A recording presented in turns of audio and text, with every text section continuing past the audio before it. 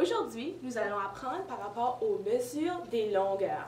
Donc, puisqu'on a déjà parlé dans la classe un petit peu, on connaît notre tableau de conversion. Ce que je vais vous demander de faire aujourd'hui, c'est d'en premier, trouvez-vous un soulier. Que vous le portez, ça peut être une pantoufle, n'importe quoi. Et puis, vous allez mesurer votre lit. Donc, ce que vous faites, en prenant votre soulier, vous allez vous assurer de prendre le côté du soulier, puis vous allez prendre un côté seulement de votre lit. C'est à vous de choisir quel côté vous voulez. Puis ce que vous allez faire, vous allez placer votre soulier sur le rebord de votre lit. Vous allez compter combien il faut de souliers pour déterminer la longueur de votre lit. C'est important de garder votre petit doigt comme ça que vous savez exactement où placer le soulier après.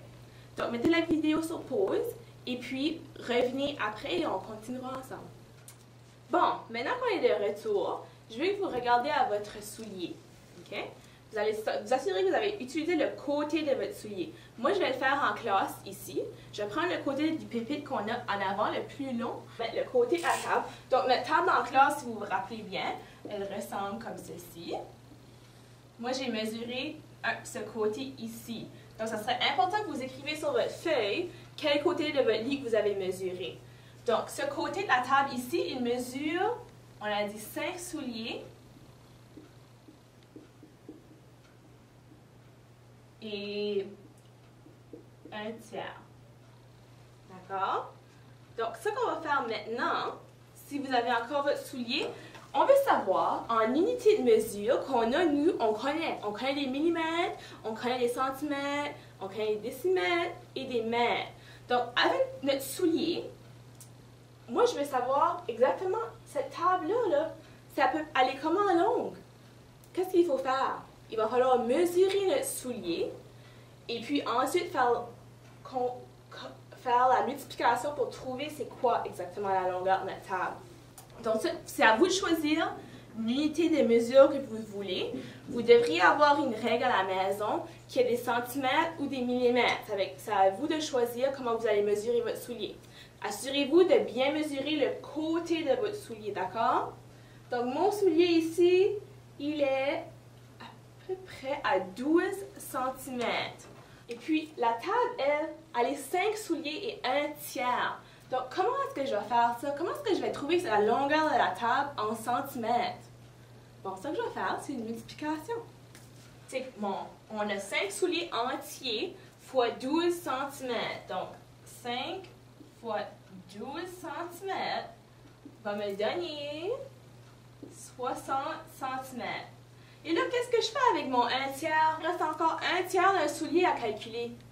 Donc, j'ai 12 cm. Donc, si je fais on fait nos multiplications avec nos fractions, on sait que 12, c'est un entier. Donc, si on veut le représenter en fraction, il faut le mettre sur un 1.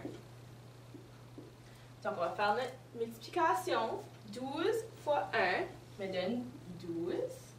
Et 3 fois 1 me donne 3. Et combien de fois est-ce que je peux mettre 3 à l'intérieur de 12?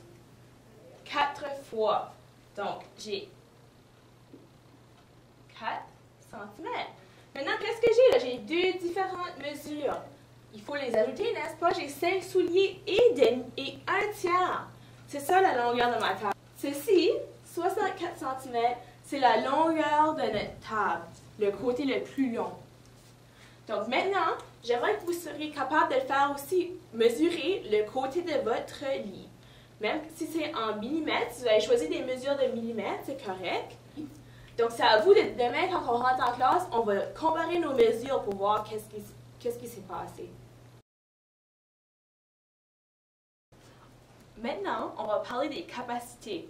Donc, la capacité comme telle, c'est l'intérieur d'un contenant. Comment on peut remplir un contenant tel quel. Donc, devant moi, j'ai des béchers, j'ai une bouteille d'eau, quelques matériaux. Donc, on sait que pour mesurer les capacités, on parle souvent de millilitres, de litres et de kilolitres. On sait que 1000 millilitres est égal à 1 litre. Donc, ici, dans mon bécher, j'ai un bécher de 500 ml. Je l'ai rempli jusqu'à la ligne pour m'assurer que c'est la bonne capacité. Puis ici, dans une bouteille d'eau qu'on boit tous les jours, est-ce que vous savez c'est combien de millilitres qu'il y a dans une bouteille d'eau? Il y en a 500. Donc, pour que je fais, comme pour faire 1 litre ici, dans mon bécher, combien de millilitres est-ce que je vais avoir besoin? 1000, n'est-ce pas? Mais tu sais, j'en ai juste 500 dans un bécher, puis 500 dans l'eau, dans ma bouteille d'eau. Si je vide les deux à l'intérieur de mon bécher de 1000 millilitres, est-ce que ça va remplir? On va voir. D'accord. Ici. Donc oui, je suis exactement à la ligne de 500 millilitres. Puis ma bouteille d'eau. L'eau touche exactement la ligne du 1000 millilitres. Bon, maintenant j'ai une question pour vous. Si je trouve un autre bécher d'une différente grandeur, on peut voir ici 1000 millilitres. Donc ça aussi c'est égal à 1 litre. Tout comme celui-ci. Est-ce que ce sont de la même grandeur par exemple? Non. Est-ce qu'ils vont... Un va rentrer dans l'eau? Je ne sais pas, on va essayer.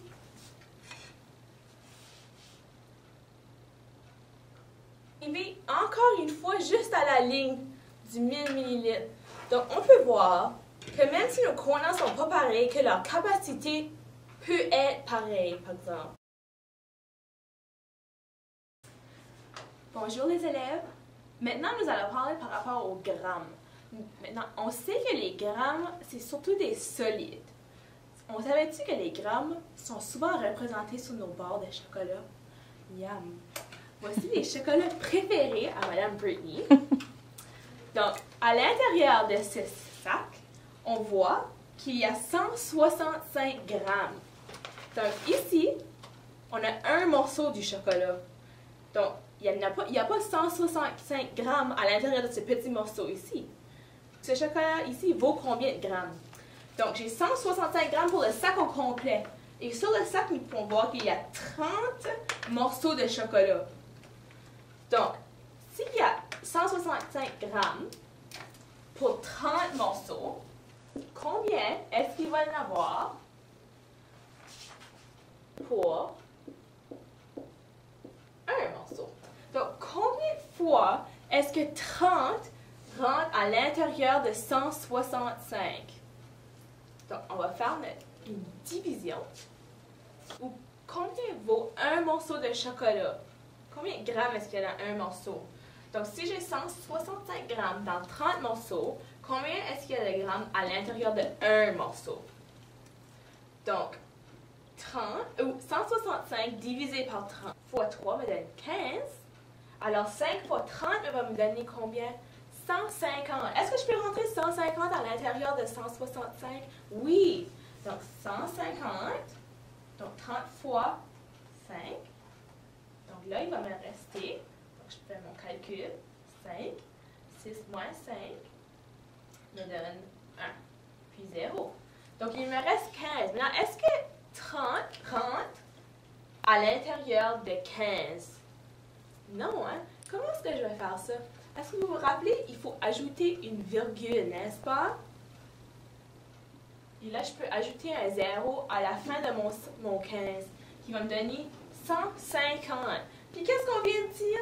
Que 30 fois 5 me donne combien? 150. Donc, il me reste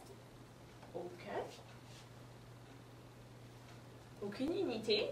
Puis, j'ai 5,5. Donc, 30 rentre à l'intérieur de 165, 5,5 fois.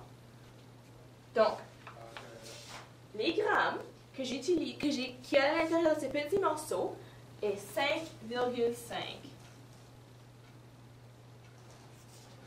Donc, est-ce que moi j'aimerais mieux manger 30 morceaux de chocolat ou un morceau de chocolat? Je crois que j'aimerais mieux le sac au complet, n'est-ce pas?